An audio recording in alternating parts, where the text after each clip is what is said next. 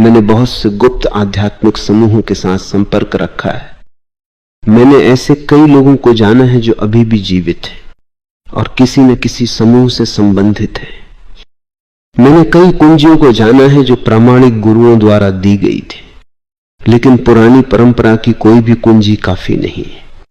मैंने इतने सारे गुप्त समूहों को जाना है इस जीवन में और इससे पहले भी। मैं कई गुप्त समूहों के संपर्क में रहा हूं, लेकिन मैं तुम्हें उनके ठिकाने नहीं बता सकता। मैं तुम्हें उनके नाम नहीं बता सकता क्योंकि इसकी इजाजत नहीं है और वास्तव में इसका कोई उपयोग भी नहीं है। लेकिन मैं तुम्हें इतना बता सकता हूं कि वे अभी भी मौजूद हैं, वे अभी भी मदद करने की कोशिश करते हैं इस तीर्थ यात्रा पर। मैं गुरजीएफ की किताब मीटिंग्स विद रिमार्केबल मैन में वर्णित लोगों से कहीं अधिक अद्भुत लोगों से मिला हूं। धीरे धीरे जैसे जैसे और जब भी यह होगा मैं उनके बारे में बात करूंगा। आज मैं उन अद्भुत पुरुषों में से एक के बारे में बात कर सकता हूं। उसका असली नाम ज्ञात नहीं है, न ही उसकी असली उम्र, लेकिन उसे मग्गा बाबा कहा जाता था। मग्गा का सीधा सा अर्थ है बड़ा प्याला। वो हमेशा अपना मग्गा, अपना प्याला अपने हाथ में रखते थे।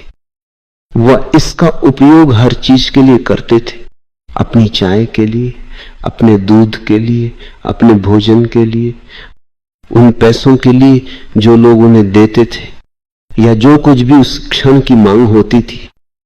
उनके पास जो कुछ भी था वो बस उनका मग्गा था और इसीलिए उन्हें मग्गा बाबा के नाम से जाना जाता था। बाबा एक सम्मानजनक शब्द है। इसका सीधा सा अर्थ है दादा, आपके पिता के पिता। हिंदी में आपकी मां के पिता नाना है, आपके पिता के पिता बाबा हैं। मग्गा बाबा निश्चित रूप से उन सबसे अद्भुत पुरुषों में से एक थे जो कभी इस ग्रह पर रहे होंगे। वे वास्तव में चुने हुए लोगों में से एक थे। तुम उनकी गिनती जीसस, बुद्ध, लाओ त्सु के साथ कर सकते हो। मैं उनके बचपन या उनके माता पिता के बारे में कुछ नहीं जानता। कोई नहीं जानता कि वे कहां से आए थे। एक दिन अचानक वे शहर में प्रकट हो गए। वे बोलते नहीं थे। लोग तरह तरह के सवाल पूछते रहते थे। वे या तो चुप रहते, या अगर लोग बहुत ज्यादा तंग करते तो वे बकवास, कचरा, बस निरर्थक ध्वनियां चिल्लाना शुरू कर देते। वे बेचारे लोग सोचते थे कि वे किसी ऐसी भाषा में बोल रहे हैं जिसे शायद वे नहीं समझते। वे बिल्कुल भी भाषा का प्रयोग नहीं कर रहे थे, वे बस आवाजें निकाल रहे थे। उदाहरण के लिए, हिग्गा लाल हु गुलू हिग्गा ही। फिर वे रुकते और फिर पूछते ही। ऐसा लगता था जैसे वे पूछ रहे हो, क्या तुम समझ गए? और बेचारे लोग कहते हां बाबा, हां। फिर वे अपना मग्गा दिखाते और इशारा करते। भारत में इस इशारे का मतलब पैसा होता है। ये पुराने दिनों से आता है जब असली सोने और चांदी के सिक्के हुआ करते थे। लोग सिक्के को जमीन पर फेंककर और उसकी आवाज सुनकर जांचते थे कि ये असली सोना है या नहीं। असली सोने की अपनी आवाज होती है और कोई भी इसकी नकल नहीं कर सकता। तो मग्गा बाबा एक हाथ से अपना मग्गा दिखाते और दूसरे हाथ से पैसे का इशारा करते, जिसका अर्थ होता, अगर तुम समझ गए हो तो मुझे कुछ दो। और लोग दे देते। मैं हंसते हंसते लोटपोट हो जाता क्योंकि उन्होंने कुछ कहा ही नहीं था। लेकिन वे पैसों के लालची नहीं थे। वे एक व्यक्ति से लेते और दूसरे को दे देते। उनका मग्गा हमेशा खाली रहता था। कभी कभार उसमें कुछ होता था, लेकिन बहुत कम। वह एक रास्ता था। पैसा उसमें आता और चला जाता, भोजन उसमें आता और चला जाता, और वह हमेशा खाली रहता। वे हमेशा उसे साफ करते रहते थे। मैंने उन्हें सुबह, शाम और दोपहर हमेशा उसे साफ करते देखा है। मैं तुम्हारे सामने ये स्वीकार करना चाहता हूं, तुम्हारे का मतलब है दुनिया, कि मैं ही एकमात्र व्यक्ति था जिससे वे बात करते थे, लेकिन केवल एकांत में, जब कोई और मौजूद नहीं होता था।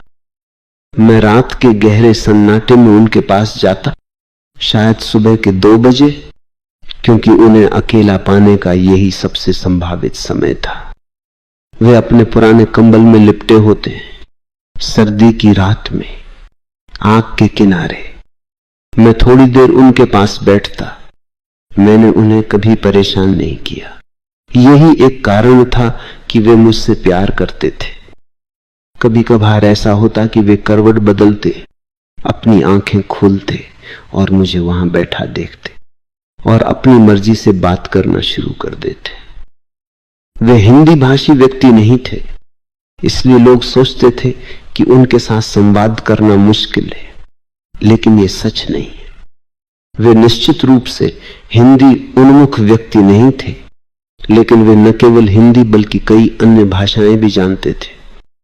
बेशक वे मौन की भाषा सबसे ज्यादा जानते थे। वे लगभग जीवन भर मौन रहे। दिन में वे किसी से बात नहीं करते थे, लेकिन रात में वे मुझसे बात करते थे, केवल तब जब मैं अकेला होता था। उनके कुछ शब्द सुनना एक ऐसा आशीर्वाद था। मग्गा बाबा ने कभी अपने जीवन के बारे में कुछ नहीं कहा, लेकिन उन्होंने जीवन के बारे में बहुत सी बातें कही। वे पहले व्यक्ति थे जिन्होंने मुझसे कहा, जीवन उससे कहीं अधिक है जैसा ये दिखाई देता है। इसके दिखावे से मत आंखो, बल्कि उन घाटियों में गहरे उतरो जहां जीवन की जड़ें हैं। वे अचानक बोलते और अचानक चुप हो जाते। यही उनका तरीका था। उन्हें बोलने के लिए मनाने का कोई तरीका नहीं था। या तो वे बोलते या नहीं। वे किसी भी सवाल का जवाब नहीं देते थे और हम दोनों के बीच की बातचीत पूरी तरह से गुप्त थी। इसके बारे में कोई नहीं जानता था। ये पहली बार है कि मैं इसे कह रहा हूं। मैंने कई महान वक्ताओं को सुना है और वे बस एक गरीब आदमी थे, लेकिन उनके शब्द शुद्ध शहद थे, इतने मीठे और पुष्टि देने वाले और अर्थ से इतने भरे हुए।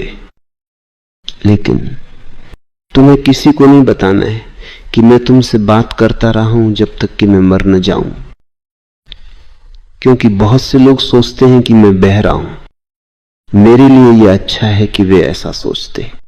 बहुत से लोग सोचते हैं कि मैं पागल हूं। जहां तक मेरा सवाल है, यह और भी बेहतर है। बहुत से लोग जो बहुत बौद्धिक हैं, ये समझने की कोशिश करते हैं कि मैं क्या कहता हूं, और ये सिर्फ बकवास है। मुझे आश्चर्य होता है जब मैं वह अर्थ सुनता हूं जो उन्होंने इससे निकाला है। शून्य। साथ मैं अपने आप से कहता हूं, हे भगवान, अगर ये लोग बुद्धिजीवी, प्रोफेसर, पंडित, विद्वान हैं, तो उस बेचारी भीड़ का क्या।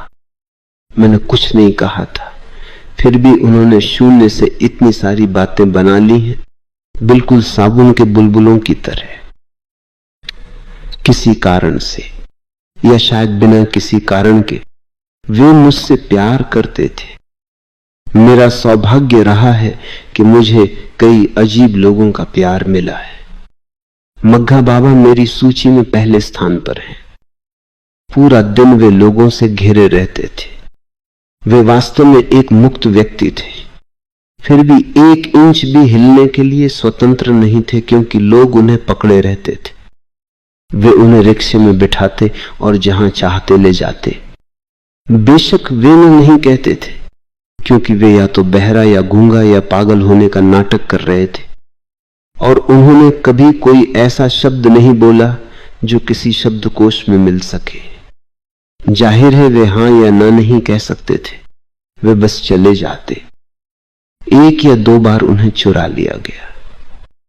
वे महीनों के लिए गायब हो गए, क्योंकि दूसरे शहर के लोगों ने उन्हें चुरा लिया था। जब पुलिस ने उन्हें ढूंढा और पूछा कि क्या वे वापस जाना चाहते हैं, तो निश्चित रूप से उन्होंने फिर से अपना वही काम किया। उन्होंने कुछ बकवास कहा यडल फडल शडल। पुलिस ने कहा, यह आदमी पागल है। हम अपनी रिपोर्ट में क्या लिखने जा रहे हैं? यडल फडल शडल, इसका क्या मतलब है? क्या कोई इसका कोई अर्थ निकाल सकता है? इसलिए वे वहीं रहे जब तक कि उन्हें मूल शहर की भीड़ द्वारा वापस नहीं चुरा लिया गया। वो मेरा शहर था जहां मैं अपने दादाजी की मृत्यु के ठीक बाद रह रहा था। 0-9 मैं लगभग हर रात बिना चूके उनसे मिलने जाता था, उनके नीम के पेड़ के नीचे, जहां वे सोते और रहते थे। यहां तक कि जब मैं बीमार होता और मेरी नानी मुझे बाहर जाने की अनुमति नहीं देती, तब भी रात के दौरान जब वे सो रही होती, मैं भाग जाता। लेकिन मुझे जाना ही था। मग्गा बाबा से हर दिन कम से कम एक बार मिलना जरूरी था। वे एक तरह का आध्यात्मिक पोषण थे। उन्होंने मेरी जबरदस्त मदद की। हालांकि उन्होंने कभी कोई निर्देश नहीं दिया सिवाय अपने होने की। बस अपनी उपस्थिति से उन्होंने मुझ में अज्ञात शक्तियों को सक्रिय कर दिया जो मेरे लिए अज्ञात थी। मैं इस आदमी मग्गा बाबा का बहुत आभारी हूं, और सबसे बड़ा आशीर्वाद यह था कि मैं एक छोटा बच्चा, एकमात्र ऐसा व्यक्ति था जिससे वे बात करते थे। एकांत के वे क्षण, ये जानते हुए कि वे पूरी दुनिया में किसी और से बात नहीं करते थे, जबरदस्त रूप से मजबूत करने वाले, जीवंत करने वाले थे। अगर कभी मैं उनके पास जाता और कोई और मौजूद होता तो वे कुछ इतना भयानक करते कि दूसरा व्यक्ति भाग जाता। उदाहरण के लिए वे चीजें फेंकते या कूदते या पागल आदमी की तरह नाचते आधी रात के बीच में। किसी का भी डरना तय था। आखिरकार आपकी पत्नी है, बच्चे हैं और नौकरी है, और यह आदमी बस पागल लगता है, वह कुछ भी कर सकता है। फिर जब वह व्यक्ति चला जाता तो हम दोनों साथ मिलकर हंसते।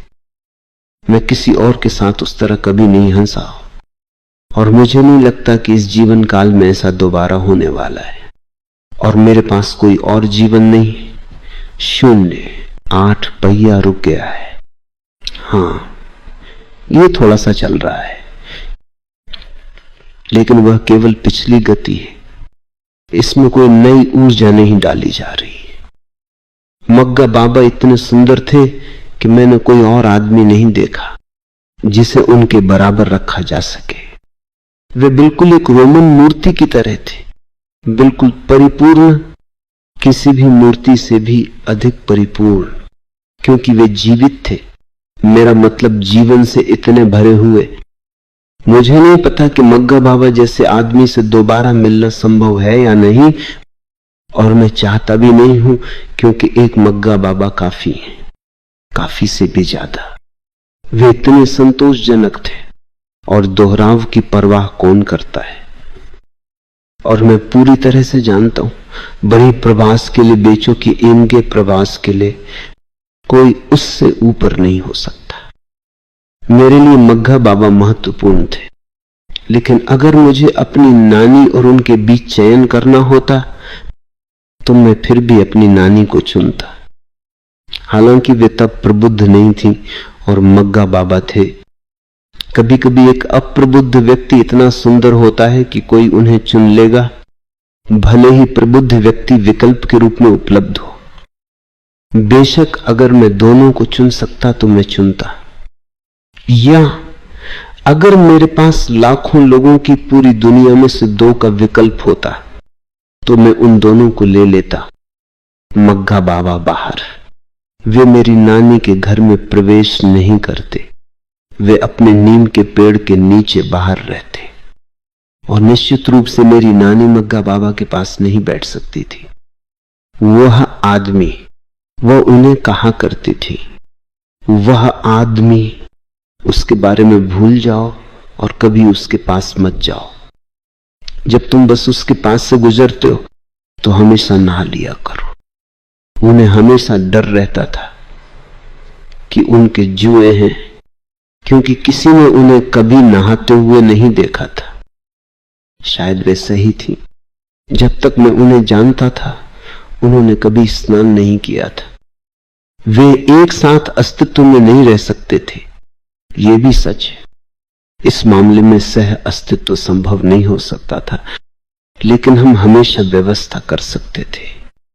मग्गा बाबा हमेशा आंगन में बाहर नीम के पेड़ के नीचे हो सकते थे और नानी घर में रानी हो सकती थी, और मुझे उन दोनों का प्यार मिल सकता था बिना ये या वह चुने।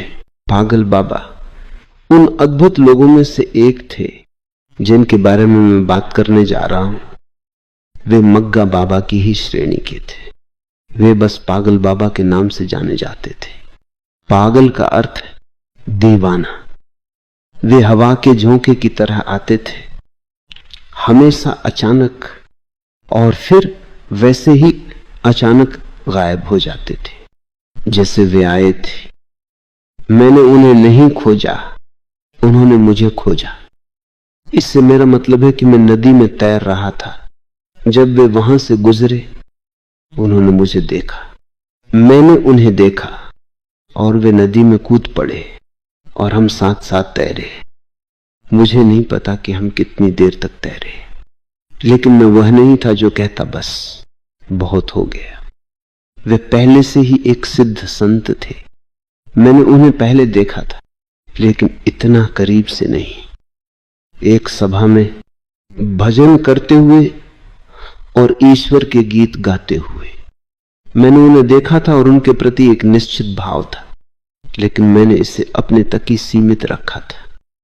मैंने इसके बारे में एक शब्द भी नहीं कहा था।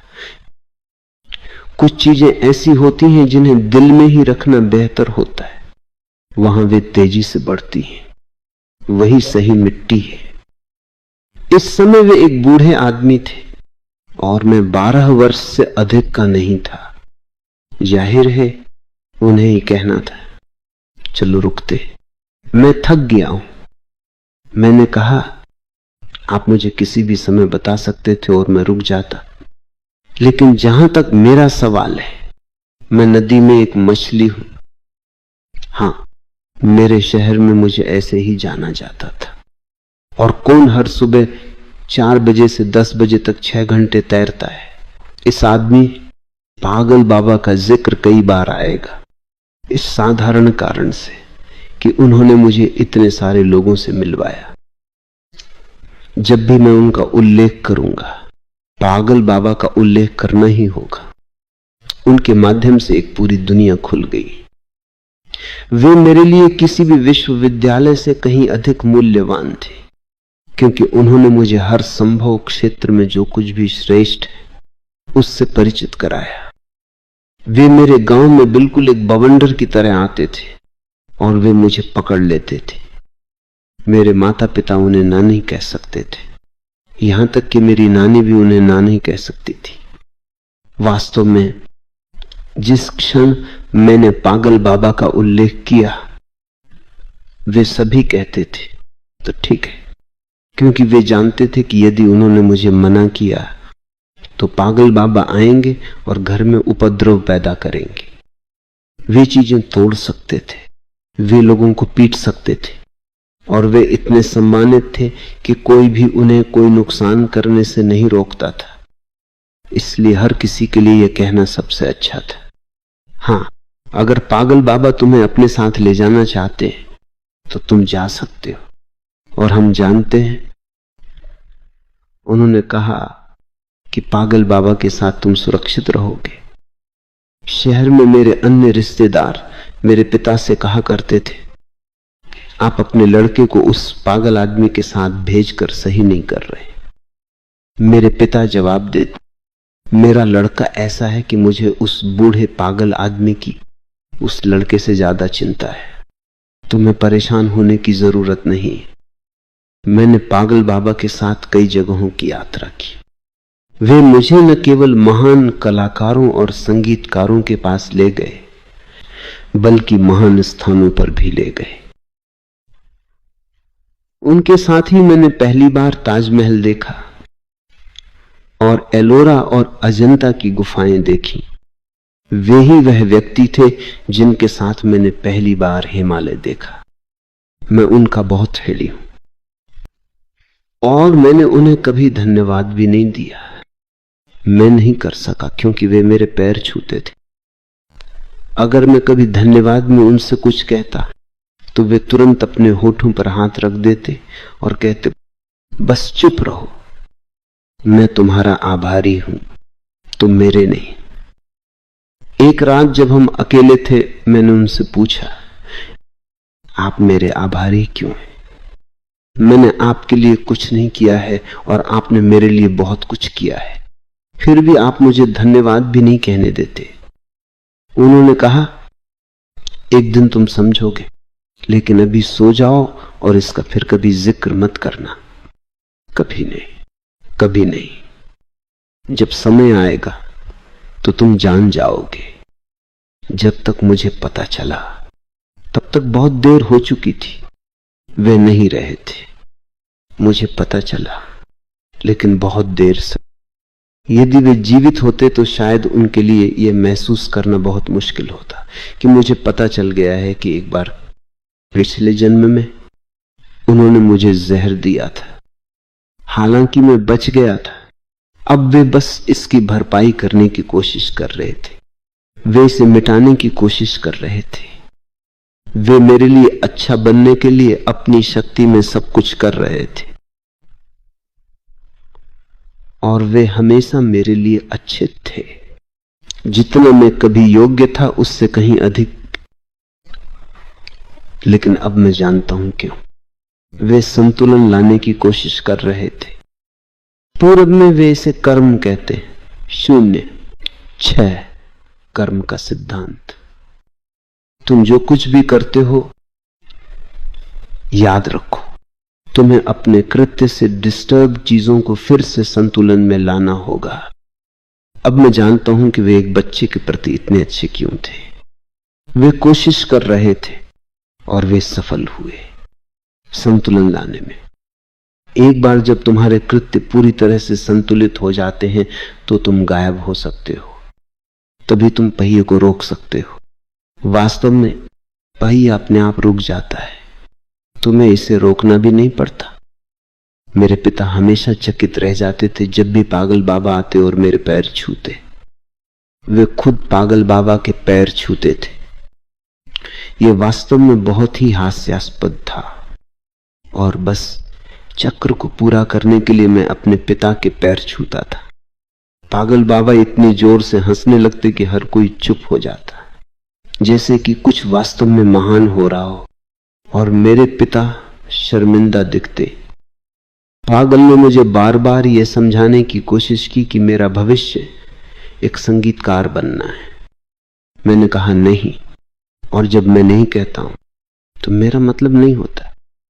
मेरे बचपन से ही मेरी ना बहुत स्पष्ट रही है और मैं शायद ही कभी हां का उपयोग करता हूं। वह शब्द हां इतना कीमती है, लगभग पवित्र, कि इसका उपयोग केवल परमात्मा की उपस्थिति में किया जाना चाहिए।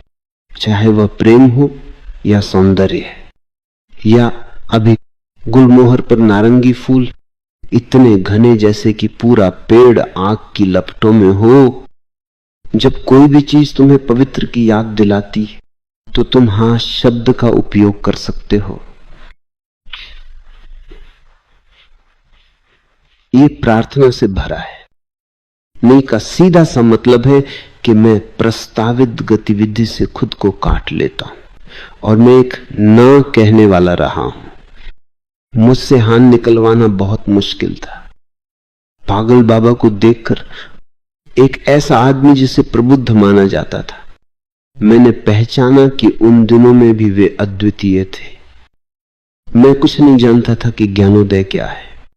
मैं ठीक उसी स्थिति में था जैसा मैं अब हूं, फिर से पूरी तरह से अज्ञानी, लेकिन उनकी उपस्थिति चमकदार थी।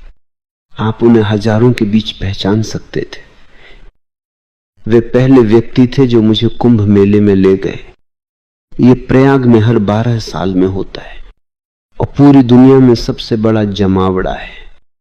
हिंदुओं के लिए कुंभ मेला उनके जीवन के संजोए हुए सपनों में से एक है। एक हिंदू सोचता है कि अगर तुम कम से कम एक बार कुंभ मेले में नहीं गए हो तो तुमने अपना जीवन गंवा दिया। यही एक हिंदू सोचता है। न्यूनतम संख्या 10 लाख लोग है, अधिकतम 30 लाख लोग हैं। मुसलमानों के साथ भी ऐसा ही है। जब तक तुम हाजी नहीं हो, जब तक तुम हज पर नहीं गए हो, मक्का नहीं गए हो, तुम चूक गए। हज का मतलब है मक्का की यात्रा, जहां मोहम्मद रहे और मरे। पूरी दुनिया में यह हर मुसलमान का सबसे कीमती सपना है, उसे कम से कम एक बार मक्का जाना है, हिंदू को प्रयाग जाना है। ये जगह उनके इजराइल है। धर्म सतह पर बहुत अलग दिख सकते हैं, लेकिन अगर तुम बस थोड़ा सा खुरचोगे तो तुम्हें वही कचरा मिलेगा। हिंदू, यहूदी, मुसलमान, ईसाई, इससे कोई फर्क नहीं पड़ता। लेकिन कुंभ मेले का एक अनूठा चरित्र है। 30 लाख लोगों का जमावड़ा ही अपने आप में एक दुर्लभ अनुभव है। सभी हिंदू साधु वहां आते हैं और वे कोई छोटा अल्पसंख्यक नहीं है। उनकी संख्या 5 लाख है और वे बहुत रंगीन लोग हैं। तुम इतने सारे अनूठे संप्रदायों की कल्पना नहीं कर सकते। तुम विश्वास नहीं कर सकते कि ऐसे लोग भी मौजूद हैं और वे सभी वहां इकट्ठा होते हैं। पागल बाबा मुझे मेरे जीवन के पहले कुंभ मेले में ले गए। मुझे एक बार और जाना था, लेकिन पागल बाबा के साथ कुंभ मेले का यह अनुभव बेहद शिक्षाप्रद था, क्योंकि वे मुझे सभी महान और तथाकथित महान संतों के पास ले गए और उनके सामने और हजारों लोगों के बीच वे मुझसे पूछते, क्या यह आदमी एक असली संत है? मैं कहता, नहीं, लेकिन पागल बाबा भी उतने ही जिद्दी थे जितना मैं हूं। उन्होंने हिम्मत नहीं हारी। वे चलते गए और चलते गए, मुझे हर तरह के संभव संत के पास ले गए, जब तक कि मैंने एक आदमी से नहीं कहा। पागल बाबा हंसे और कहा, मुझे पता था कि तुम सच्चे को पहचान लोगे। और ये आदमी, उन्होंने उस आदमी की ओर इशारा किया जिसके बारे में मैंने हां कहा था। वह एक आत्म साक्षात्कारी है, किसी को भी ज्ञात नहीं। वो आदमी बस एक पीपल के पेड़ के नीचे बैठा था, बिना किसी अनुयायी के। शायद वो 30 लाख लोगों की उस भारी भीड़ में सबसे अकेला आदमी था। बाबा ने पहले मेरे पैर छुए, फिर उसके पैर। उस आदमी ने कहा, लेकिन तुम्हें यह बच्चा कहां मिला? मैंने कभी नहीं सोचा था कि एक बच्चा मुझे पहचान पाएगा। मैंने खुद को इतनी पूरी तरह से छुपा रखा है।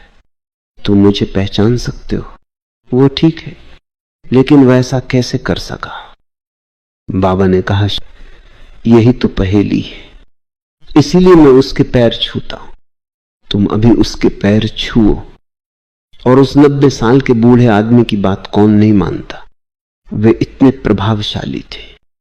उस आदमी ने तुरंत मेरे पैर छुए। इसी तरह पागल बाबा मेरा परिचय हर तरह के लोगों से कराते थे। इस घेरे में मैं ज्यादातर संगीतकारों की बात कर रहा हूं, क्योंकि वे उनका प्रेम प्रसंग थे। वे चाहते थे कि मैं एक संगीतकार बनूं, लेकिन मैं उनकी इच्छा पूरी नहीं कर सका, क्योंकि मेरे लिए संगीत अधिक से अधिक केवल एक मनोरंजन हो सकता है। मैंने उनसे ठीक उन्हीं शब्दों में कहा, पागल बाबा, संगीत ध्यान का बहुत निचले स्तर का प्रकार है, मुझे इसमें कोई दिलचस्पी नहीं है। मुझे पता है कि यह है, मैं इसे तुम्हारे मुंह से सुनना चाहता था। लेकिन संगीत ऊपर जाने के लिए एक अच्छी सीढ़ी है। इससे चिपके रहने की या इस पर बने रहने की कोई आवश्यकता नहीं। एक सीढ़ी किसी और चीज के लिए एक कदम है। इसी तरह मैंने अपने सभी ध्यान में संगीत का उपयोग किया है। किसी चीज के लिए एक कदम के रूप में बहानन जो वास्तव में संगीत है, निःशब्द। नानक कहते हैं एक ओंकार सतनाम, ईश्वर का या सत्य का केवल एक ही नाम है, और वह ओम की निःशब्द ध्वनि। शायद ध्यान संगीत से निकला है, या शायद संगीत ध्यान की जननी है, लेकिन संगीत अपने आप में ध्यान नहीं है। यह केवल संकेत दे सकता है या एक इशारा हो सकता है।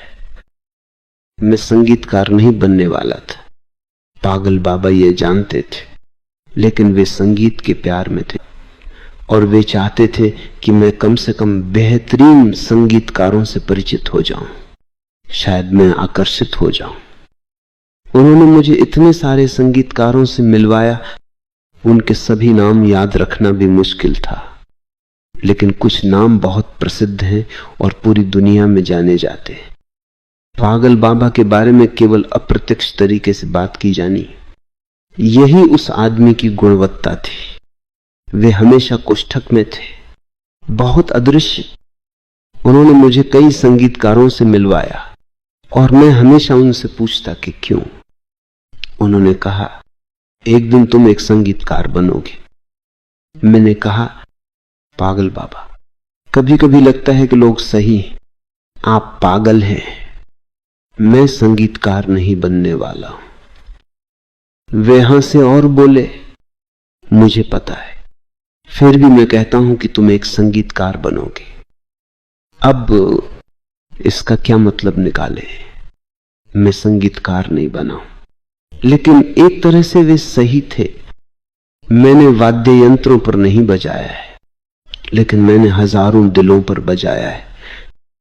मैंने किसी भी वाद्य यंत्र की तुलना में कहीं अधिक गहरा संगीत बनाया है। गैर वाद्य यंत्र, गैर तकनीकी, 3 बांसुरी वादक, उन सभी को पागल बाबा ने मुझसे मिलवाया था।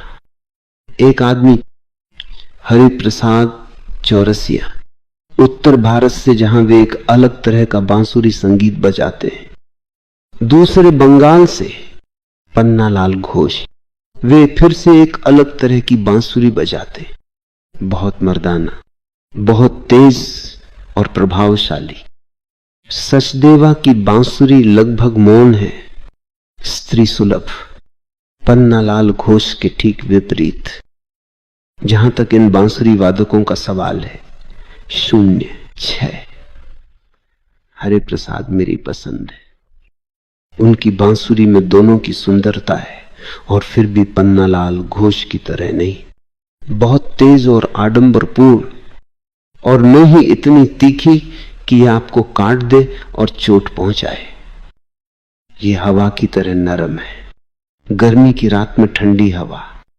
ये चंद्रमा की तरह प्रकाश है, लेकिन गर्म नहीं, शीतल। आप इसकी शीतलता महसूस कर सकते हैं।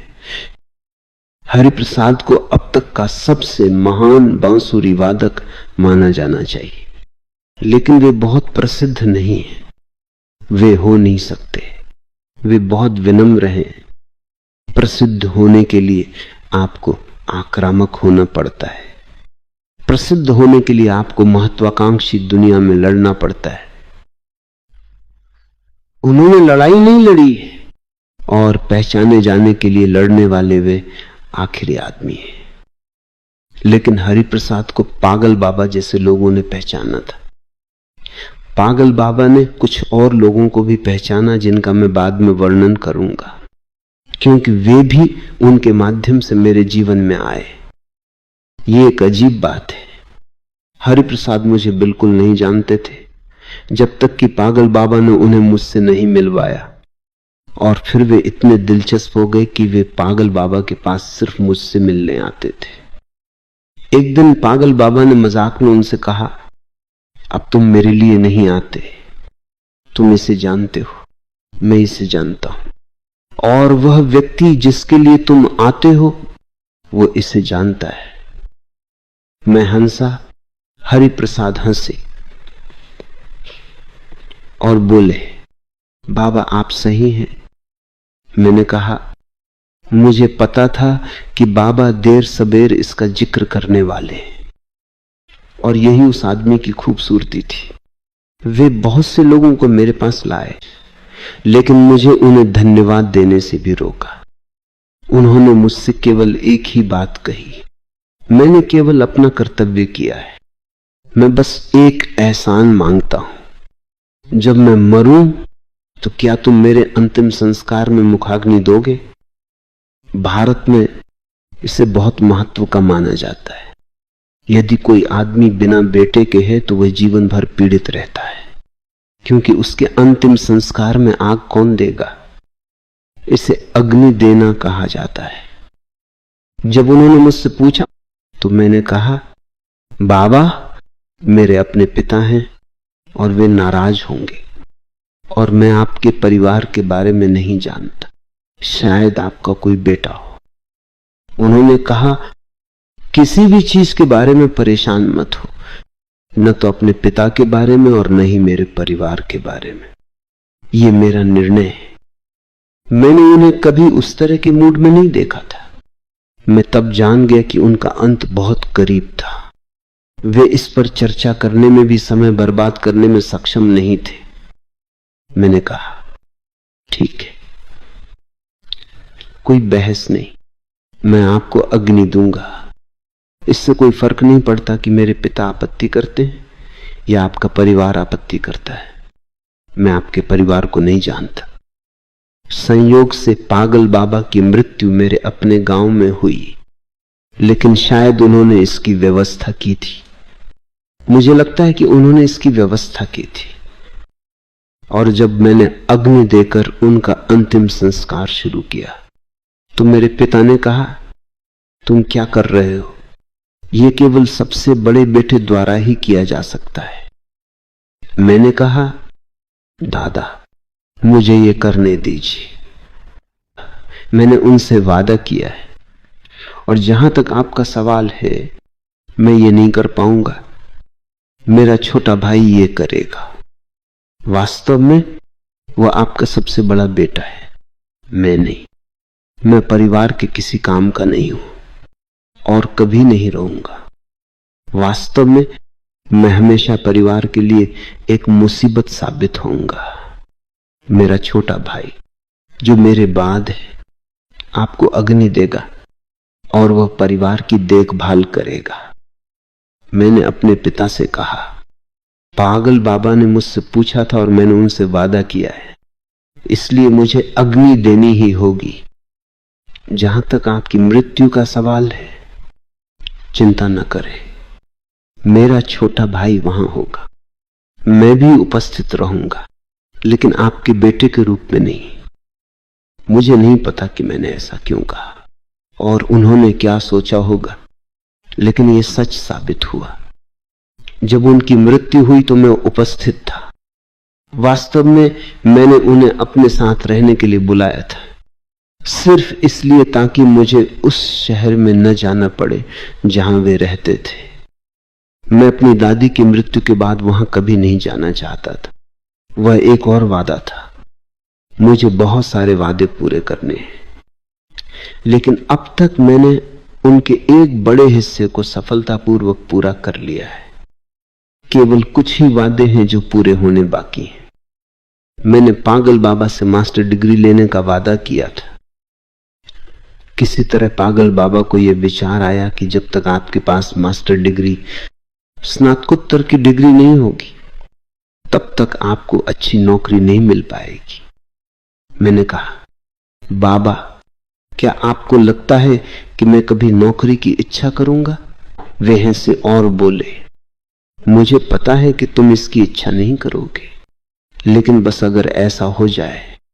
मैं बस एक बूढ़ा आदमी हूं और मैं सभी संभव सबसे बुरी चीजों के बारे में सोचता हूं। आपने कहावत सुनी है, सबसे अच्छे की आशा करो लेकिन सबसे बुरे की उम्मीद करो। उन्होंने इसमें कुछ और जोड़ा। बाबा ने कहा, सबसे बुरे के लिए भी तैयारी करो, इसका सामना बिना तैयारी के नहीं किया जाना चाहिए, नहीं तो तुम इसका सामना कैसे करोगे। पागल बाबा अपने अंतिम दिनों में हमेशा थोड़े चिंतित रहते थे। मैं इसे देख सकता था। हालांकि उन्होंने कुछ नहीं कहा था और न ही किसी और ने इसका उल्लेख किया था। शायद कोई और जानता भी नहीं था कि वे चिंतित थे। यह निश्चित रूप से उनकी बीमारी, बुढ़ापे या उनकी आने वाली मृत्यु के बारे में नहीं था। वे उस आदमी के लिए बिल्कुल महत्वहीन थे। एक रात जब मैं उनके साथ अकेला था, मैंने उनसे पूछा। वास्तव में मुझे उन्हें आधी रात में जगाना पड़ा, क्योंकि ऐसा क्षण ढूंढना बहुत मुश्किल था जब उनके साथ कोई और न हो। उन्होंने मुझसे कहा, यह कुछ बहुत महत्वपूर्ण होना चाहिए, नहीं तो तुम मुझे नहीं जगाते। बात क्या है? मैंने कहा, यही तो सवाल है। मैं आपको देख रहा हूं, मुझे आपके चारों ओर चिंता की थोड़ी सी छाया महसूस होती है। ये पहले कभी नहीं थी। आपकी आभा हमेशा इतनी स्पष्ट रही है, बिल्कुल एक चमकते सूरज की तरह, लेकिन अब मैं थोड़ी छाया देखता हूं। ये मृत्यु नहीं हो सकती।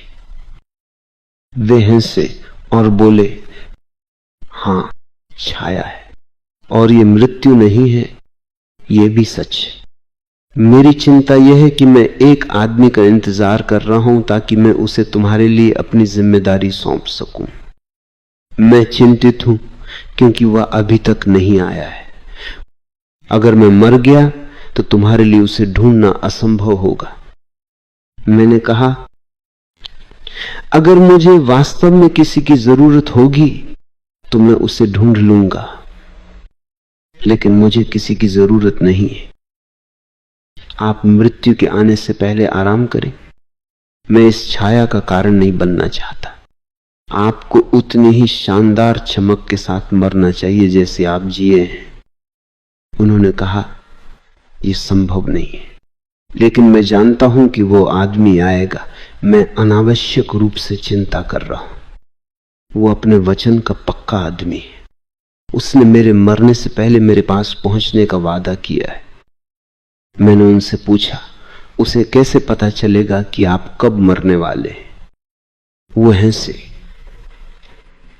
और बोले, इसीलिए मैं चाहता हूं कि तुम उससे परिचित हो जाओ। तुम बहुत छोटे हो और मैं चाहूंगा कि मेरे जैसा कोई बस तुम्हारे आसपास रहे।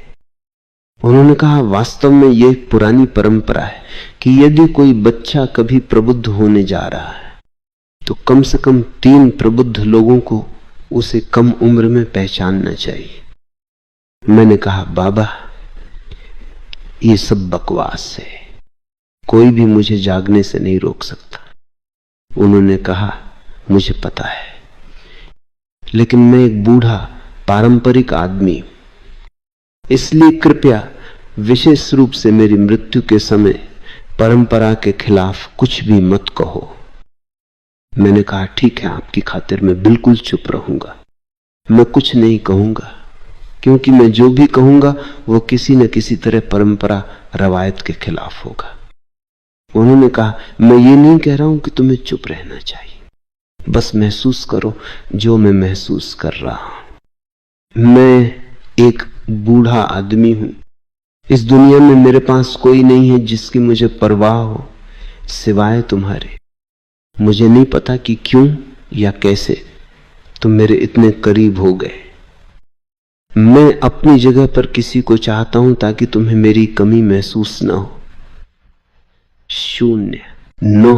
मैंने कहा, बाबा, आपकी जगह कोई नहीं ले सकता, लेकिन मैं आपसे वादा करता हूं कि मैं आपकी कमी महसूस न करने की पूरी कोशिश करूंगा। लेकिन वह आदमी अगली सुबह आ गया। पहला प्रबुद्ध व्यक्ति जिसने मुझे पहचाना वो मग्गा बाबा थे, दूसरे पागल बाबा थे, और तीसरे उससे भी ज्यादा अजीब थे जिसकी मैंने कल्पना भी नहीं की थी। यहां तक कि पागल बाबा भी इतने पागल नहीं थे। उस आदमी का नाम मस्ता बाबा था। बाबा एक सम्मानजनक शब्द है, इसका सीधा सा मतलब है दादाजी। लेकिन कोई भी जिसे लोगों द्वारा प्रबुद्ध माना जाता है उसे भी बाबा कहा जाता है, क्योंकि वह वास्तव में समुदाय में सबसे बूढ़ा आदमी है। वो वास्तव में नहीं हो सकता है, वो बस एक युवा आदमी हो सकता है, लेकिन उसे बाबा कहा जाना चाहिए दादाजी। मस्ता बाबा शानदार थे, बस शानदार, और बिल्कुल वैसे ही जैसे मैं एक आदमी को पसंद करता हूं। वे बिल्कुल ऐसे थे जैसे मेरे लिए ही बने हो। पागल बाबा द्वारा हमें मिलवाने से पहले ही हम दोस्त बन गए थे। मैं घर के बाहर खड़ा था, मुझे नहीं पता कि मैं वहां क्यों खड़ा था। कम से कम अब मुझे उद्देश्य याद नहीं आ रहा है, ये बहुत पहले की बात है। शायद मैं भी इंतजार कर रहा था, क्योंकि पागल बाबा ने कहा था कि वो आदमी अपना वचन निभाएगा, वो आएगा। और मैं निश्चित रूप से किसी भी बच्चे की तरह जिज्ञासु था। मैं एक बच्चा था और बाकी सब चीजों के बावजूद मैं एक बच्चा ही रहा हूं। शायद मैं इंतजार कर रहा था या कुछ और करने का नाटक कर रहा था, लेकिन वास्तव में उस आदमी का इंतजार कर रहा था और सड़क की ओर देख रहा था, और वह वहां था। मैंने उम्मीद नहीं की थी कि वह इस तरह आएगा। वह दौड़ते हुए आया। वह बहुत बूढ़ा नहीं था, 35 से ज्यादा नहीं, बस अपनी जवानी के शिखर पर। वो एक लंबा आदमी था, बहुत दुबला पतला, सुंदर लंबे बालों और एक सुंदर दाढ़ी के साथ। मैंने उनसे पूछा, क्या आप मस्ता बाबा हैं? वे थोड़े अचंभित हुए और बोले, तुम्हें मेरा नाम कैसे पता चला? मैंने कहा, इसमें कुछ भी रहस्यमय नहीं है। पागल बाबा आपका इंतजार कर रहे हैं। स्वाभाविक रूप से उन्होंने आपके नाम का उल्लेख किया, लेकिन आप वास्तव में वह व्यक्ति हैं जिसके साथ रहना मैं खुद चुनता। आप उतने ही पागल हैं जितने पागल बाबा अपनी जवानी में रहे होंगे। शायद आप बस युवा पागल बाबा हैं जो फिर से वापस आ गए। उन्होंने कहा, तुम मुझसे भी ज्यादा पागल लगते हो। वैसे पागल बाबा कहां हैं? मैंने उन्हें रास्ता दिखाया और उनके पीछे अंदर चला गया। उन्होंने पागल बाबा के पैर छुए, जिन्होंने फिर कहा, यह मेरा आखिरी दिन है। और मस्तो वे उन्हें इसी तरह बुलाते थे। मैं तुम्हारा इंतजार कर रहा था और थोड़ा चिंतित हो रहा था। मस्तों ने जवाब दिया, क्यों? मृत्यु आपके लिए कुछ भी नहीं है। बाबा ने जवाब दिया, बेशक मृत्यु मेरे लिए कुछ भी नहीं है, लेकिन अपने पीछे देखो, वह लड़का मेरे लिए बहुत मायने रखता है। शायद वह कर पाएगा जो मैं करना चाहता था और नहीं कर सका। तुम उसके पैर छुओ। मैं इंतजार कर रहा था ताकि मैं तुम्हें उससे मिलवा सकूं। मस्ता बाबा ने मेरी आंखों में देखा, और वे उन कई लोगों में से एकमात्र असली आदमी थे जिन्हें पागल बाबा ने मुझसे मिलवाया था और मेरे पैर छूने के लिए कहा था। हर कोई जानता था कि अगर आप पागल बाबा के पास जाते हैं तो आपको उस लड़के के पैर छूने होंगे जो हर संभव तरीके से एक मुसीबत है, और आपको उसके पैर छूने हैं। क्या बेतुकापन है! लेकिन पागल बाबा पागल है। ये आदमी मस्तो निश्चित रूप से अलग था। अपनी आंखों में आंसू और हाथ जोड़कर उसने कहा, इस पल से आप मेरे पागल बाबा होंगे। वे अपना शरीर छोड़ रहे हैं, लेकिन वे आपके रूप में जीवित रहेंगे। मुझे नहीं पता कि कितना समय बीत गया, क्योंकि वे मेरे पैर नहीं छोड़ रहे थे, वे रो रहे थे। उनके सुंदर बाल पूरे जमीन पर फैले हुए थे। बार बार मैंने उनसे कहा, मस्ता बाबा, बहुत हो गया।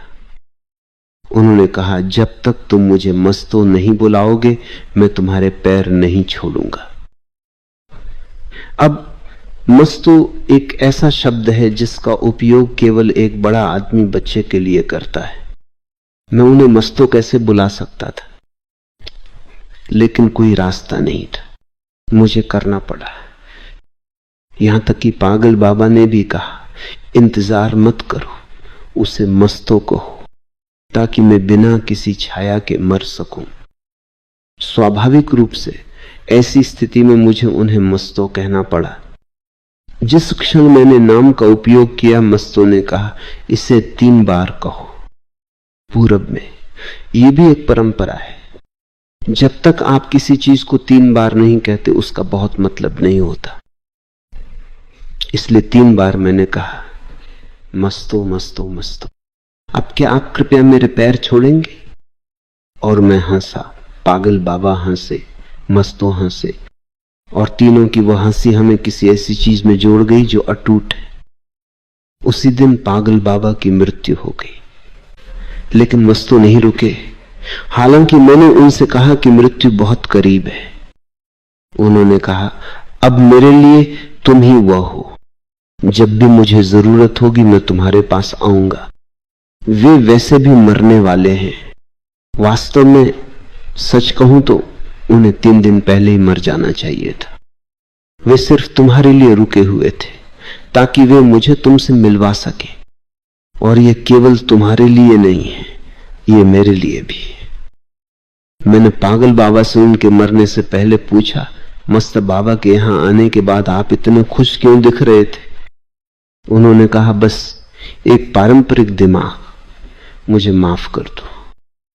वे इतने अच्छे बूढ़े आदमी थे, 90 साल की उम्र में एक लड़के से माफी मांगना, और इतने प्यार के साथ। मैंने कहा, मैं ये नहीं पूछ रहा हूं कि आपने उनका इंतजार क्यों किया। सवाल आपके या उनके बारे में नहीं है। वे एक सुंदर आदमी है और इंतजार करने लायक है। मैं पूछ रहा हूं कि आप इतनी चिंता क्यों कर रहे थे? उन्होंने कहा, फिर से मैं तुमसे कहता हूं कि इस समय बहस मत करो। ऐसा नहीं है कि मैं तर्क के खिलाफ हूं, जैसा कि तुम जानते हो मुझे विशेष रूप से पसंद है जिस तरह से तुम बहस करते हो और जो अजीब मोड़ तुम अपने तर्कों को देते हो। लेकिन ये समय नहीं, वास्तव में कोई समय नहीं है। मैं उधार के समय पर जी रहा हूं। मैं तुम्हें केवल एक ही बात बता सकता हूं, मैं खुश हूं कि वह आया और खुश हूं कि तुम दोनों मित्रवत और प्रेमी बन गए जैसा मैं चाहता था। शायद एक दिन तुम इस पुराने पारंपरिक विचार की सच्चाई देखोगे। विचार यह है कि जब तक 3 प्रबुद्ध लोग एक बच्चे को भविष्य के बुद्ध के रूप में नहीं पहचानते, उसके लिए एक बनना लगभग असंभव है। पागल बाबा, आप सही थे। अब मैं देख सकता हूं कि यह केवल एक परंपरा नहीं है। किसी को प्रबुद्ध के रूप में पहचानना उसकी असीम मदद करना है। विशेष रूप से यदि पागल बाबा जैसा व्यक्ति आपको पहचानता है और आपके पैर छूता है, या मस्तो जैसा आदमी। मैं उन्हें मस्तो कहता रहा क्योंकि पागल बाबा ने कहा था, उन्हें फिर कभी मस्ता बाबा मत कहना, वे बुरा मान जाएंगे। मैं उन्हें मस्तो कहता था और अब से तुम्हें भी ऐसा ही करना है। और ये वास्तव में एक दृश्य था। एक बच्चा उन्हें बुला रहा है जिसका सम्मान सैकड़ों लोग करते थे, मस्तो। और न केवल यह, वे तुरंत वही करते जो मैं उनसे कहता। एक बार, बस एक उदाहरण के तौर पर, वे भाषण दे रहे थे। मैं खड़ा हुआ और कहा, मस्तो तुरंत रुको। वे एक वाक्य के बीच में थे, उन्होंने इसे पूरा भी नहीं किया। वे रुक गए। लोगों ने उनसे आग्रह किया कि कृपया अपनी बात पूरी करें। वे जवाब भी नहीं देते। उन्होंने मेरी ओर इशारा किया। मुझे माइक्रोफोन पर जाना पड़ा और लोगों से कहना पड़ा कि कृपया अपने घर जाएं, व्याख्यान खत्म हो गया है और मस्तों को मेरी हिरासत में ले लिया गया है। वे बहुत जोर से हंसे और मेरे पैर छुए। और उनके पैर छूने का तरीका, हजारों लोगों ने मेरे पैर छुए होंगे, लेकिन उनका अपना एक तरीका था, बस अनोखा। वे मेरे पैर लगभग ऐसे छूते थे, कैसे कहूं, जैसे कि वे स्वयं भगवान का सामना कर रहे हो। और वे हमेशा बस आंसू बन जाते थे और उनके लंबे बाल, मुझे उन्हें फिर से बैठने में मदद करने में बहुत मशक्कत करनी पड़ती थी। मैं कहता मस्त हो बस, लेकिन सुनने वाला कौन था? वे रो रहे होते, गा रहे होते या कोई मंत्र जाप कर रहे होते।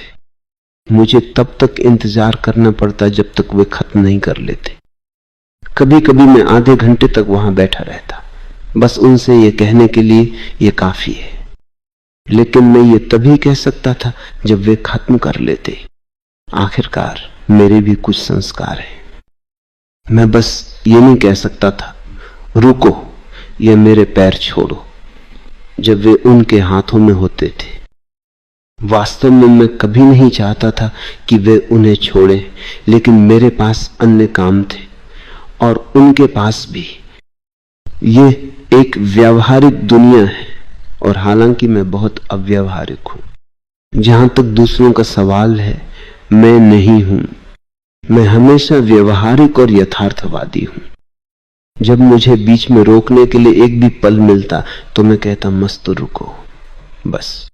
तुम अपनी आंखें रोकर बाहर निकाल रहे हो और तुम्हारे बाल, मुझे उन्हें धोना होगा। एक कीचड़ में गंदा हो रहा है। तुम भारतीय धूल को जानते हो, ये सर्वव्यापी है, हर जगह, विशेष रूप से गांव में सब कुछ धूल भरा है। यहां तक कि लोगों के चेहरे भी धूल भरे लगते हैं। वे क्या कर सकते हैं? वे कितनी बार धो सकते हैं? मैंने मस्तों से कहा मुझे तुम्हारे बाल धोने होंगे, और मैं उनके बाल धोता था। ये बहुत सुंदर था और मुझे हमेशा कुछ भी सुंदर पसंद है। ये आदमी मस्तो, जिसके बारे में पागल बाबा इतनी चिंता करते थे, तीसरे प्रबुद्ध व्यक्ति थे। वे चाहते थे कि 3 प्रबुद्ध पुरुष एक छोटे अप्रबुद्ध लड़के के पैर छुएं, और उन्होंने प्रबंध कर लिया। पागलों के अपने तरीके होते, उन्होंने पूरी तरह से प्रबंध किया। उन्होंने प्रबुद्ध लोगों को भी उस लड़के के पैर छूने के लिए राजी कर लिया जो निश्चित रूप से प्रबुद्ध नहीं था। मैंने उनसे पूछा, क्या आपको नहीं लगता कि ये थोड़ी हिंसा है? उन्होंने कहा, बिल्कुल नहीं। वर्तमान को भविष्य के लिए अर्पित करना ही होगा, और यदि एक प्रबुद्ध व्यक्ति भविष्य में नहीं देख सकता है तो वह प्रबुद्ध नहीं है। ये सिर्फ एक पागल आदमी का विचार नहीं है। उन्होंने कहा, बल्कि सबसे प्राचीन और सम्मानित विचारों में से एक है। बुद्ध जब वे केवल 24 घंटे के थे, एक प्रबुद्ध व्यक्ति द्वारा देखे गए थे जो रोया और उस बच्चे के पैर छुए। ये 3 लोग सबसे महत्वपूर्ण हैं जिनसे मैं कभी मिला हूं, और मुझे नहीं लगता कि मैं किसी ऐसे व्यक्ति से मिलूंगा जो उन तीनों से अधिक महत्वपूर्ण होगा। मैंने अपने ज्ञानोदय के बाद अन्य प्रबुद्ध लोगों से भी मुलाकात की है, लेकिन वह एक अलग कहानी है। मैंने अपने शिष्यों से उनके प्रबुद्ध होने के बाद मुलाकात की है, वो भी एक अलग कहानी है। लेकिन जब मैं सिर्फ एक छोटा बच्चा था तब पहचाना जाना, और बाकी सब मेरे खिलाफ थे। ये एक अजीब नियति थी। मेरा परिवार हमेशा मेरे खिलाफ था। मैं अपने पिता, अपनी मां, अपने भाइयों को बाहर रखता हूं, लेकिन ये एक बड़ा परिवार था। वे सभी मेरे खिलाफ थे, एक साधारण कारण से, और मैं उन्हें समझ सकता हूं। वे एक तरह से सही थे कि मैं एक पागल की तरह व्यवहार कर रहा था, और वे चिंतित थे। उस छोटे से शहर में हर कोई मेरे गरीब पिता से मेरी शिकायत कर रहा था। मुझे कहना चाहिए कि उनके पास अनंत धैर्य था। वे सबकी सुनते थे। 0, 7, ये लगभग 24 घंटे का काम था। हर दिन, दिन रात, कभी कभी आधी रात में भी कोई न कोई आता, क्योंकि मैंने कुछ ऐसा किया था जो नहीं किया जाना चाहिए था।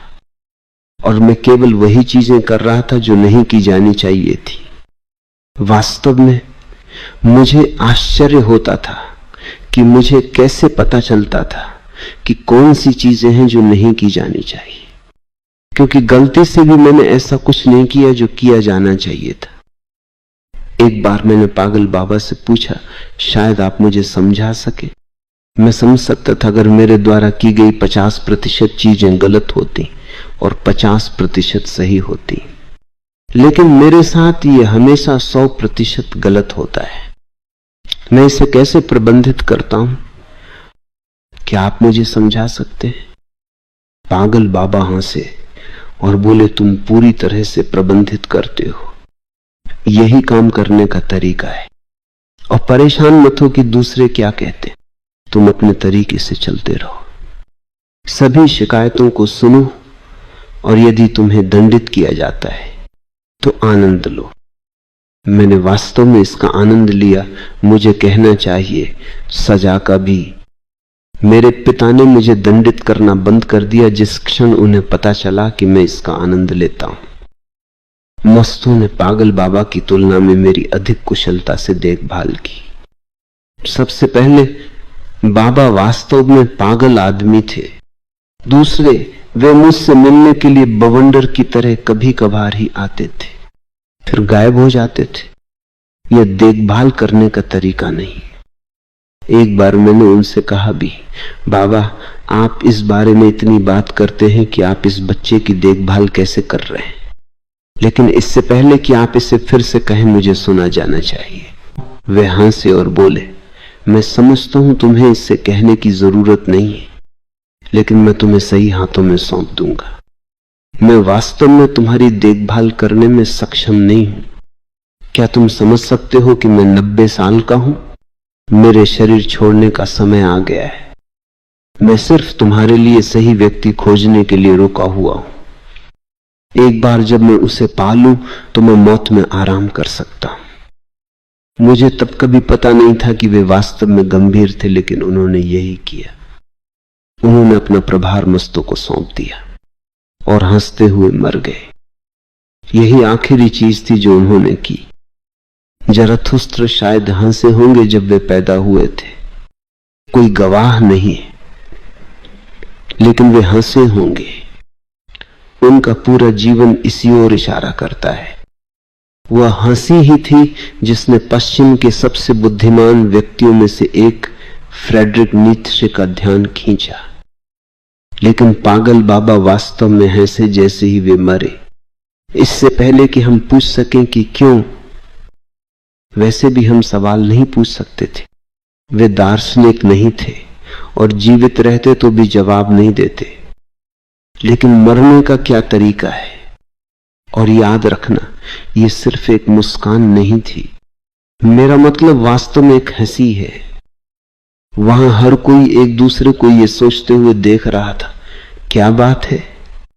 जब तक कि वे इतनी जोर से नहीं हंसे कि सभी ने सोचा कि अब तक वे केवल हल्के पागल थे, लेकिन अब वे चरम सीमा पर चले गए थे।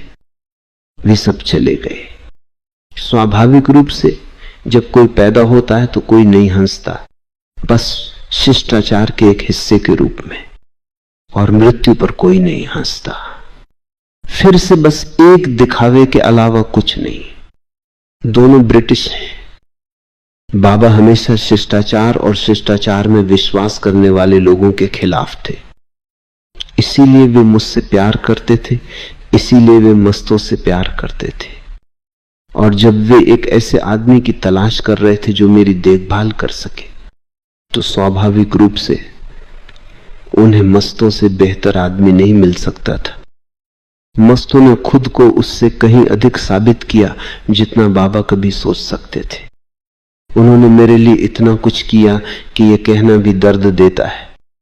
ये कुछ इतना निजी है कि इसे नहीं कहा जाना चाहिए, इतना निजी कि अकेले होने पर भी इसे नहीं कहना चाहिए। मस्ता बाबा, मैं उन्हें केवल मस्तो कहूंगा क्योंकि वे चाहते थे कि मैं उन्हें इसी तरह बुलाऊं। मैंने हमेशा उन्हें मस्तो कहा, हालांकि अनिच्छा से, और मैंने उनसे इसे याद रखने के लिए कहा। साथ ही पागल बाबा ने मुझसे कहा था, यदि वह तुम्हारे द्वारा मस्तो कहलाना चाहता है जैसे मैं उसे बुलाता हूं, तो उसके लिए किसी भी तरह से दुख पैदा मत करो। जिस क्षण मैं मरूंगा तुम उसके लिए मेरी जगह ले लोगे। और उस दिन पागल बाबा की मृत्यु हो गई और मुझे उन्हें मस्तो कहना पड़ा। मैं 12 साल से अधिक का नहीं था और मस्तो कम से कम 35 या शायद अधिक थे। 12 साल के लड़के के लिए ठीक ठीक अनुमान लगाना मुश्किल है और 35 सबसे भ्रामक उम्र है। व्यक्ति 30 या 40 का हो सकता है। यह सब उसके आनुवंशिकी पर निर्भर करता है। अफसोस, मैं तुम्हें मस्तो नहीं दिखा सकता। उनका पूरा शरीर सुंदर था। कोई विश्वास नहीं कर सकता था कि वे देवताओं की दुनिया से नहीं आए थे। भारत में कई सुंदर कहानियां हैं। उनमें से एक कग्वेद से है, पुरुरवा और उर्वशी की। उर्वशी एक अप्सरा है जो स्वर्ग के सभी सुखों से तंग आ जाती है। मुझे ये कहानी पसंद है क्योंकि ये बहुत सच है। यदि आपके पास सभी सुख हैं तो आप उन्हें कब तक सहन कर सकते हैं? व्यक्ति का उबना तय है। कहानी किसी ऐसे व्यक्ति द्वारा लिखी गई होगी जो जानता था। ये उन सुंदर कहानियों में से एक है जिसे मैंने हमेशा पसंद किया है। मस्तो जरूर इस दुनिया में पैदा हुए एक देवता रहे होंगे। वे कितने सुंदर थे ये कहने का यही एकमात्र तरीका है। और यह केवल शरीर की सुंदरता नहीं थी जो निश्चित रूप से सुंदर थी। मैं शरीर के खिलाफ नहीं हूं, मैं इसके पूरी तरह पक्ष में हूं। मुझे उनका शरीर पसंद था। मैं उनके चेहरे को छूता था और वे कहते, तुम बंद आंखों से मेरा चेहरा क्यों छूते हो? मैंने कहा, आप इतने सुंदर हैं और मैं और कुछ नहीं देखना चाहता जो शायद मुझे परेशान करे। इसलिए मैं अपनी आंखें बंद रखता हूं ताकि मैं आपको उतना ही सुंदर सपना देख सकूं जितने आप हैं। क्या तुम मेरे शब्दों पर ध्यान देते हो?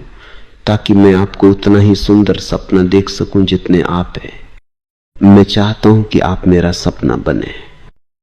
लेकिन यह केवल उनका शरीर नहीं था जो सुंदर था, न ही उनके बाल। मैंने कभी किसी आदमी के सिर पर इतने सुंदर बाल नहीं देखे। मैं उनके बालों को छूता और खेलता था और वे हंसते थे। एक बार उन्होंने कहा, यह तो कुछ बात हुई। बाबा पागल थे और अब उन्होंने मुझे एक गुरु दिया है जो और भी पागल है। उन्होंने मुझसे कहा कि तुम उनकी जगह लोगे, इसलिए मैं तुम्हें कुछ भी करने से नहीं रोक सकता। अगर तुम मेरा सिर भी काट दो तो मैं उसके लिए तैयार और राजी रहूंगा। मैंने कहा, डरे नहीं, मैं एक बाल भी नहीं काटूंगा। जहां तक आपके सिर का सवाल है, बाबा ने वो काम पहले ही कर दिया है। केवल बाल बचे। फिर हम दोनों हंसे। ऐसा कई बार हुआ, कई तरह से।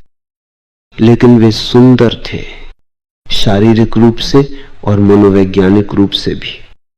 जब भी मुझे जरूरत होती, बिना पूछे, ताकि मुझे बुरा न लगे, वे रात में मेरी जेब में पैसे छोड़ देते। आप जानते हैं कि मेरे पास कोई जेब नहीं। क्या आप जानते हैं कि मैंने अपनी जेबें कैसे खो दी? ये मस्तो थे। वे पैसे, सोना, जो कुछ भी वे प्रबंधित कर सकते थे, मेरी जेब में डालते थे। अंत में मैंने जेब रखने का विचार ही छोड़ दिया। ये लोगों को ललचाता है। या तो वे आपकी जेब काट लेते हैं और जेब खतरे बन जाते हैं, या बहुत कम मेरे जैसे आदमी के साथ वे मस्तों जैसे व्यक्ति बन जाते हैं। वे तब तक इंतजार करते जब तक मैं सो नहीं जाता। कभी कभी मैं नाटक करता जैसे कि मैं सो रहा हूं। मुझे उन्हें समझाने के लिए खर्राटे भी लेने पड़ते। फिर मैं उन्हें रंगे हाथों पकड़ लेता, उनका हाथ मेरी जेब में। मैंने कहा, मस्तो, क्या ये एक शिष्य का तरीका है? और हम दोनों हंसे। आखिरकार मैंने जेब रखने का विचार छोड़ दिया। मैं दुनिया का एकमात्र व्यक्ति हूं जिसे जेब की बिल्कुल भी आवश्यकता नहीं है। एक तरह से ये अच्छा है क्योंकि कोई भी मेरी जेब नहीं काट सकता। ये भी अच्छा है कि मुझे कोई वजन नहीं उठाना पड़ता। कोई और हमेशा ये कर सकता है, मुझे जरूरत नहीं है। मुझे सालों से जेब की जरूरत नहीं पड़ी। किसी ने हमेशा मेरे लिए प्रबंधन किया है। लेकिन मस्तो एक देवता की तरह दिखते थे जो पृथ्वी पर आए थे। मैं उनसे प्यार करता था बिना किसी कारण के, निश्चित रूप से, क्योंकि प्यार का कोई कारण नहीं हो सकता। मैं अब भी उनसे प्यार करता हूं। मस्तो सबसे अच्छा विकल्प थे जो बाबा कर सकते थे। मैं किसी भी तरह से एक बेहतर आदमी की कल्पना नहीं कर सकता। न केवल वे एक ध्यानी थे, निश्चित रूप से वे थे, अन्यथा उनके और मेरे बीच कोई संवाद संभव नहीं होता। और ध्यान का मतलब है केवल मन न होना, कम से कम उस समय के लिए जब आप ध्यान कर रहे हो। लेकिन बात बस इतनी ही नहीं थी, वे बहुत सी और चीजें थे। वे एक सुंदर गायक थे, लेकिन उन्होंने कभी जनता के लिए नहीं गाया। हम दोनों जनता पबली वाक्यांश पर हंसते थे। इसमें केवल सबसे मंदबुद्धि बच्चे शामिल होते हैं। ये आश्चर्य की बात है कि वे एक निश्चित समय पर एक जगह इकट्ठा होने का प्रबंधन कैसे करते हैं। मैं इसे समझा नहीं सकता। मस्तों ने कहा कि वे भी इसे समझा नहीं सकते, इसे बस समझाया नहीं जा सकता। उन्होंने कभी जनता के लिए नहीं गाया, बल्कि केवल बहुत कम लोगों के लिए जो उनसे प्यार करते थे, और उन्हें कभी इसके बारे में बात न करने का वादा करना पड़ा। उनकी आवाज वास्तव में उनके मालिक की आवाज थी। शायद वे गा नहीं रहे थे, बल्कि केवल अस्तित्व को अनुमति दे रहे थे। यही एकमात्र उचित शब्द है जिसका मैं उपयोग कर सकता हूं। वे अस्तित्व को अपने माध्यम से प्रवाहित होने दे रहे थे, वे रोक नहीं रहे थे। यही उनकी योग्यता थी।